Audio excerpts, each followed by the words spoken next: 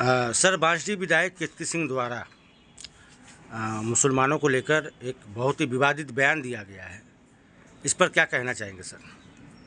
देखिए, भारतीय जनता पार्टी में आज जिस तरीके से बेतुके बयान दिए जा रहे हैं,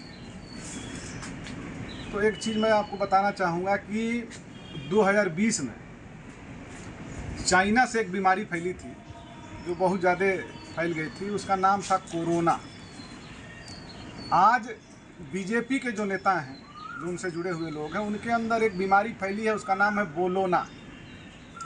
ये जब बीमारी लोगों को लग जाती है तो दिमाग सुन्न हो जाता है और आदमी उल जुलूल बयान देने लगता है और अपनी पद की गरिमा को भूल जाने का काम करता है। बीजेपी की नेत्री का यह बयान उनके चरित्र के विपरीत है। मैंने तो उनको देखा है कि मुसलमानों के पास जाके बैठती भी हैं, चाय भी पीती हैं, वोट भी मांगती हैं, और उनको वोट मिला भी उनके क्षेत्र से, तभी वो विधायक बनी।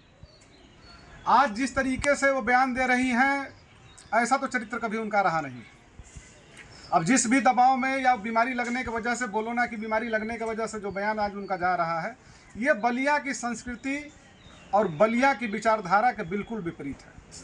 और इस पर किसी भी नेता का अगर इस उनके बयान पर अगर समर्थन उनके बीजेपी के नेताओं का अगर आया हो, तो एक नेता का भी आप स्टेटमेंट इस पर दिखा दीजिए जिन्होंने उनके पक्ष में आकर अपनी बात कही।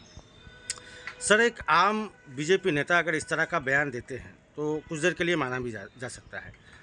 वो सदन में बैठती है, विधायक है, और उनका इस तरह का बयान, जहां देश के प्रधानमंत्री भाईचारे की बात करते हैं, सौहार्द की बात करते हैं, वहीं पे उन्हीं की पार्टी के विधायक का इस तरह का बेतुका बयान, क्या कहना चाहेंगे? भाईचारा पर इसका क्या प्रभाव पड़ेगा? यही तो मेरा सवाल है बीजेपी के राष्ट्रीय अध्यक्ष जी से, बीजेपी के नेताओं से, कि उनके एक विधायक द्वारा इस तरीके से समाज को जो बांटने की बात की गई है, क्या इस पर वो अपनी सफाई देंगे, इस पर अपना स्पष्टीकरण देने का काम करेंगे?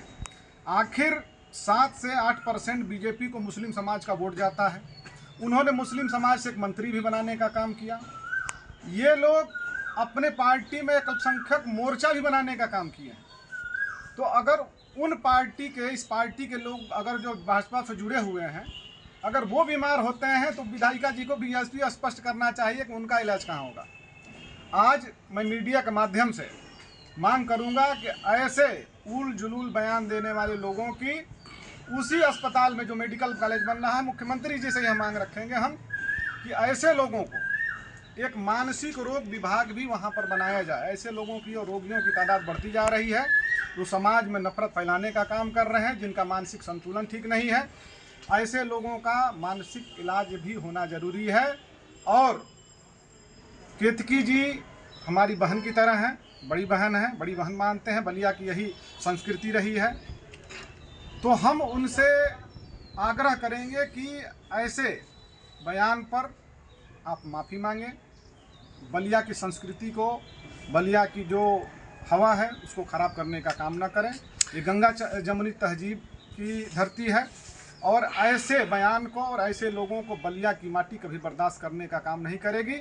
अगर आपको सत्ता पे बिठाने का काम करती है तो आपको सत्ता से बाहर उखाड़कर फेंकने का भी काम करेगी। सर, मेरा एक अंतिम सवाल ये है, अभी कुछ दिन पहले जो कानून में संशोधन हुआ, उसमें बीएनएस, बीएनएसएस और बीएसए, उसमें हेट स्पीच को लेकर एक विशेष एक्ट बनाया गया है जिसमें 10 साल सज़ा का प्रावधान है। तो क्या आपको लगता है कि इस तरह की जो बयानबाजी है वो हेट स्पीच के दायरे में आता है कि नहीं? बिल्कुल बिल्कुल। अभी तो हमने अपने जिम्मेदारों को, जो हमारी सरकार में जो जिम्मेदार बैठे हुए लोग हैं, हम उनको देख रहे हैं कि उनका रुख क्या है। हम होली तक का समय दे रहे हैं। अगर होली तक अगर ऐसी बयानों की निंदा नहीं की गई, ऐसे लोगों पर कार्रवाई नहीं की गई, तो हम लोग ऐसे लोगों पर मुकदमा करने के लिए हम मांग करेंगे। इसके लिए हम आंदोलन करने का भी काम करेंगे।